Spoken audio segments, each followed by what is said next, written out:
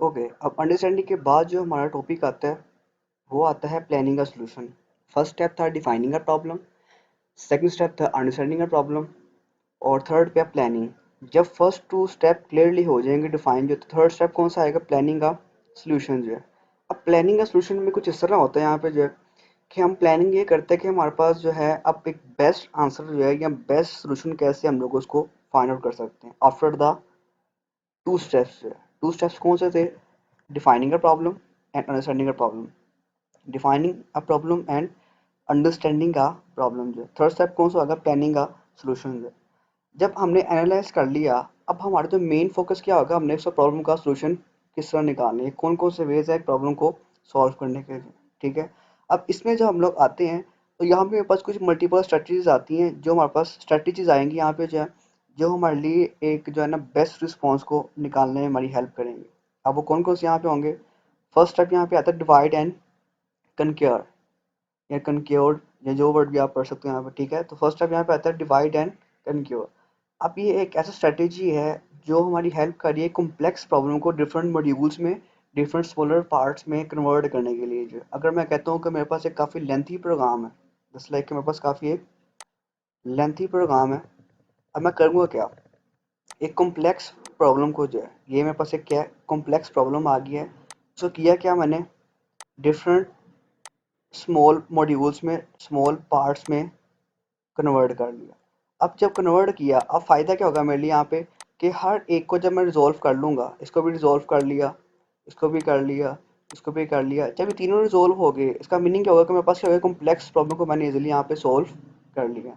तो मॉड्यूल में का फ़ायदा ये होता है कि जब मॉड्यूल्स बना लिए हैं तो हर एक का स्पेसिफिक काम जब होगा, अगर आपको कोई इश्यूज आते हैं, जस्ट लाइक कि आपको कोई भी एक जो है ना मिस्टेक आ गई है, कोई एरर आ गया है, तो आप सिर्फ सिंगल मॉड्यूल पर जाके चेक करोगे कि यार यहाँ पे एरर क्यों है, बाकी मॉड्यूल को हम यहाँ पे चेक वगैरह नहीं करेंगे। क्यों, कि यहाँ पर सिर्फ एक मॉड्यूल में ही क्या आ रहा था, एरर आ रहा था।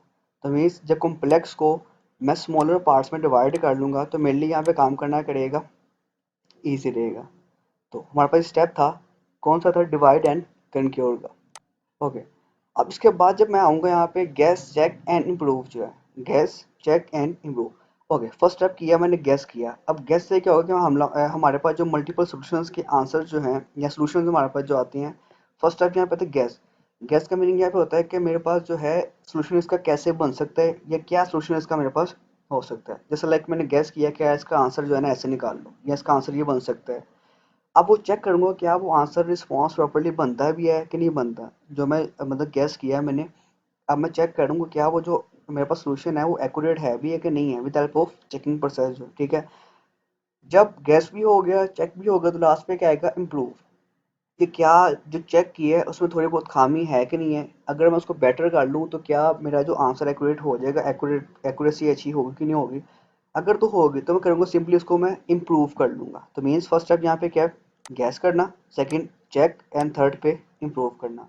जब ये तीनों काम होंगे तो मीन्स आपका जो आंसर या सोल्यूशन जो है वो क्या होगा, एक एक्यूरेसी फॉर्म में प्रॉपर्ली डिफाइन हो जाएगा। तो मीन्स ये सेकंड स्टेप क्या था, guess check and improve. Third पे आता है एक्ट इट आउट। अब एक्ट इट आउट का मीनिंग होता है कि आपने एक सोल्यूशन को सॉल्व करने में जो जो भी टास्क परफॉर्म करने हैं, मतलब कि आपने एक लिस्ट बना ली वहाँ पे कि आपने ये काम यहाँ पे परफॉर्म करनी है, तो किस में आएगा, वो एक्ट इट आउट में आएगा। जैसे लाइक उसने आप बताया हुआ है कि यहाँ पे आप लिस्ट बनाते हो किसी चीज़ की, टू डू टास्क की। टू डू टास्क मतलब कि आपने ये टास्क इसमें परफॉर्म करना लाजमी है। ठीक है, अगर ये परफॉर्म नहीं होंगे तो मीन्स आपका मे बी आंसर जो है या सोल्यूशन प्रॉपरली डिफाइन या प्रॉपरली गेट ना हो सके।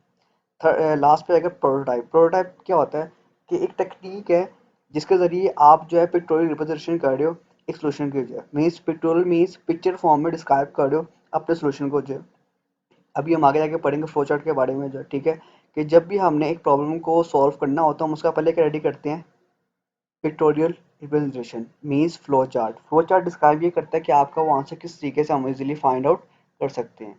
ठीक है, तो मीन्स प्रोटोटाइप क्या हो गया यहाँ पे, प्रोटोटाइप मीन्स पिक्टोरियल रिप्रेजेंटेशन जो आपके सोल्यूशन का प्रॉपर्ली आंसर शो कर रहा होगा। ठीक है, ये आपका एक मेन है जो लॉन्ग लास्ट टाइम जो है लॉन्ग भी आया हुआ था। तो मीन्स ये एक आपने इसको अच्छे तरीके से याद भी करना है और इसको आपने जो है ना पेपर में पैटर्न के मुताबिक जो है पॉइंट बाय पॉइंट डिफाइन भी प्रॉपर्ली करना है ताकि आपका एक लॉन्ग कम्प्लीटली क्लियर हो सके। इसके बाद इसके बाद यहाँ पे आता है defining candidate solution. Fourth step यहाँ पे क्या आएगा, कैंडिडेट सोल्यूशन। अच्छा सपोज करें कि मैं कहता हूँ कि जस्ट लाइक मेरे पास एक प्रॉब्लम आ गई। अब प्रॉब्लम में क्या हुआ कि मैंने जस्ट एक जो है ना गैस ही कर दिया या एक तुक्का मार दिया कि यार इसको ऐसे कर दो। अब वो जो तुक्का था या जस्ट लाइक वो एक जो है ना अनप्लान्ड सोल्यूशन जो था, अब वही क्या हुआ, एक्यूरेट बन गया। मैंने हालांकि हमने पीछे पढ़ के हैं, स्टेप बाय स्टेप काम किया है। फर्स्ट स्टेप था डिफाइनिंग अ प्रॉब्लम, सेकंड में था अंडरस्टैंडिंग अ प्रॉब्लम, और थर्ड पे था प्लानिंग। अब प्लानिंग होगी तो ही आपका आंसर सोल्यूशन क्या होगा, एक्यूरेट आएगा। अब मैंने तो प्लान की नहीं थी। अब जब कैंडिडेट सोल्यूशन क्या होता है कि ऐसा सोल्यूशन है जिसको आपने विदाउट प्लान किए अचानक ही क्या हुआ, वो आपने इसको परफॉर्म कर लिया, तो मेरे पास क्या बन जाएगा, कैंडिडेट सोल्यूशन बन जाएगा। तो candidate means something spontaneous and unplanned. Unplanned means without plan किए आपने उसको रिजॉल्व कर लिया। अब एग्जाम्पल भी आता है आपके जो स्कूल में जो है, आपने क्रिकेट प्लेयर बना, एक टीम बनानी है, क्रिकेट की टीम जो है। अब आपने ये देखना है कि आपके पूरे स्कूल में क्लासेस में कितने स्टूडेंट्स जो हैं क्रिकेट वगैरह खेल सकते हैं। अब अगर मैं कहता हूँ कि स्कूल में जो है वो है 6, 7, 8, 9, 10th क्लास तक आपकी क्लासेस हैं। अब आप क्या करोगे, अब आपने कहा कि एक तो आपके पास एक्यूरेट आंसर आएगा। वो कैसे आएगा, जब मैं तीनों स्टेप्स करूँगा, डिफाइनिंग का प्रॉब्लम, अंडरस्टैंडिंग का प्रॉब्लम और प्लानिंग का सोल्यूशन जो है। अगर मैं कहता हूँ कि जस्ट लाइक कि मैंने गैस करना है, अब गैस से यहाँ एक अनप्लान कैसे होगा कि मैंने एस्टिमेट लगा लिया कि मैं सिर्फ 6 क्लास के पास गया। मैंने उनसे पूछा कि आपके प्लेयर्स जो कितने प्ले कर सकते हैं, कितने क्रिकेट यहाँ पे जहाँ इजीली खेल सकते हैं। तो उन्होंने मुझे एक एस्टिमेट दिया 10 स्टूडेंट्स जो हैं वो क्लास से खेल सकते हैं। अब वो 10 को मैंने किया क्या, मैंने उसको एक फिक्स कर दिया कि 6 के बच्चे भी 10th मतलब 10 स्टूडेंट्स आएंगे, 7th के भी 10 आएंगे, 8 के भी 10 आएंगे, 9th के भी 10 आएंगे, और मतलब 10 के भी जो है वो 10 नहीं आएंगे। एक मैंने किया अनप्लान। अब वो जो सोल्यूशन निकाला है वो मे बी एक्यूरेट है या नहीं है, ये एक एग्जैक्ट आंसर नहीं होगा, लेकिन हमारे पास पॉसिबिलिटी है कि वो आंसर एक्यूरेट भी हो सकता है, या जो एक्यूरेसी है वो उसके आस पास भी हो सकती है with help of candidate solution. इसका बेनिफिट क्या होता है, उसका बेनिफिट ये है कि ये आपका टाइम बचाता है। जैसे लाइक अगर मैं हर क्लास में जाता, अब मुझे इसका बेनिफिट ये है कि ये जो है मैं टाइम को काफ़ी जो है ना सेव कर रहा है। जैसे लाइक अगर मैं हर क्लास में जाऊँ, हर क्लास में जाने के बाद जो है मैं उनसे पूछूँ, तो मेरा काफ़ी टाइम कंजप्शन होगा। अगर कैंडिडेट है तो मीन्स एक्यूरेट तो नहीं है, लेकिन उसके आसपास है, जिसकी वजह से मेरे पास टाइम यहाँ पे क्या हो रहा है, काफ़ी सेव हो रहा है। तो मीन्स कैंडिडेट जो है हमारे लिए बेनिफिट भी है कि हम इसको ईजिली जो है यूज़ करते हुए अनप्लान्ड सोल्यूशन को फाइंड आउट करने हम अब टाइम तो नहीं है कि इसका आंसर क्या हो, एक्यूरेट ही हो, लेकिन ये हमारे पास क्या है, कैंडिडेट जो है कि हमारा जो है सोल्यूशन भी हो सकता है वैसे, जो हमारे आंसर को रिप्रेजेंट कर रहा होगा। ओके, लास्ट पे जो हमारे पास इसका बनता है वो इसका बनता है सिलेक्टिंग द बेस्ट सोल्यूशन। अच्छा, जब एक मैंने जो है सोल्यूशन निकाला, जैसे लाइक के मैंने जो है एक प्रॉब्लम को डिफाइन कर दिया, उसके बाद उसको मैंने अंडरस्टैंड किया, उसके बाद उसको मैंने किया प्लानिंग की। अच्छा, अब ये तीनों स्टेप्स कर लूँगा मैं। अब तीनों के बाद क्या मिला मुझे, मल्टीपल आंसर्स मिले। मल्टीपल मल्टीपल मल्टीपल आंसर्स मिले। जस्ट लाइक कि मेरे पास जो सोल्यूशन 1, सोल्यूशन 2, सोल्यूशन 3 या सोल्यूशन 4 एग्जांपल। अब मेरे पास ये 4 सॉल्यूशंस आए हैं। अब ज़ाहिर सी बात है चारों का आंसर सेम आएगा, लेकिन फ़र्क क्या है कि इनमें से कुछ हमारे पास एक मतलब कि एफिशिएंट है, कुछ थोड़ा लेंथी है, कुछ मतलब कि ईज़ी भी होंगे, समथिंग सारे मिक्सअप हैं।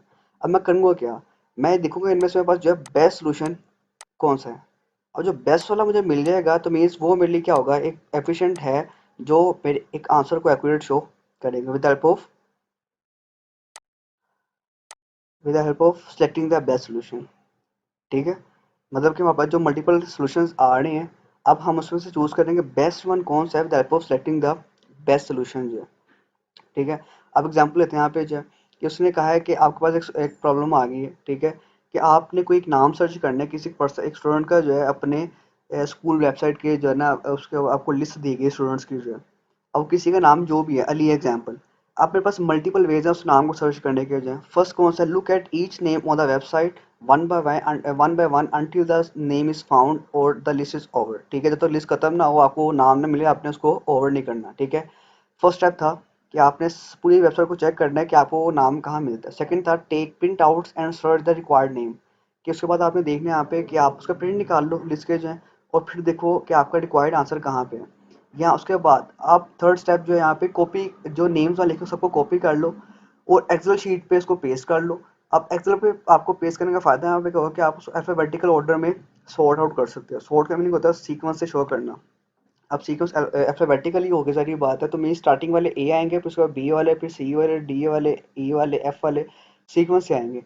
अब देखो कि आपका जो नाम है किस अल्फाबेटिकल ऑर्डर में लाया कर है। अगर किसी का नाम अली है तो अली कहाँ पे आएगा, सारी बात है ए वाली लिस्ट में आएगा, तो आप खाली ए वाली चेक कर लो क्योंकि हमारा सारा का सारा जो लिस्ट जो है वो सीक्वेंस में आ गई हुई है, ठीक है। या अगर सबसे एफिशिएंट वे कौन सा होगा यहाँ पे, फोर्थ वाला जो है कि जस्ट आपने वेबसाइट पर जाके अपनी लिस्ट को ओपन किया, वहाँ सर्च किया आपने कंट्रोल प्लस एफ जब किया तो यहाँ पे डायलॉग बॉक्स ओपन करेगा। यहाँ पे जो है जहाँ पूछेगा कि आपने कौन सा नेम सर्च करना है, आपने बस नेम सर्च किया तो आपका जो डाटा उसके मुताबिक होगा वो वहाँ पे रिप्रेजेंट कर देगा। तो इनमें से सबसे इजी वे कौन सा रहा, फोर्थ वाला। हमारे पास स्टेप्स काफ़ी इजी है एज कम्पेयर टू 3 स्टेप्स से। तो यहाँ तक हमारे पास था कि हमने एक जो है ना प्रॉब्लम को सॉल्व किस तरह करना है। तो अगेन यहाँ पे स्टेप्स को रिपीट करता हूँ। फर्स्ट स्टेप मेरे पास यहाँ पे था डिफाइनिंग अ प्रॉब्लम। डिफाइनिंग करने के बाद अंडरस्टैंडिंग का प्रॉब्लम था, उसके बाद था प्लानिंग का सोल्यूशन। प्लानिंग के बाद हमारे पास आता है कि हमने उसको जो है सेलेक्टिंग द बेस्ट सोल्यूशन, हमने वहाँ से सेलेक्ट वन कौन सा करना है अपने सोल्यूशंस का जो है। तो आई होप कि आप सबको समझ आई होगी। अगर आपको किसी भी किस्म की प्रॉब्लम हो तो आप मुझे कमेंट में डिफ़ाइन कर सकते हैं, ताकि मैं उसका आपको प्रॉपरली आंसर जो है या जो भी पॉसिबल वे होगा, पॉसिबल वे के ज़रिए आपको मैं उसको ईजिली अंडरस्टैंड करवा दूँगा। तो अगर आप चैनल पे न्यू हैं तो सब्सक्राइब करना ना भूलें, ताकि आपको आने वाली हर एक न्यू वीडियो जो है आप तक पहुंच जाए।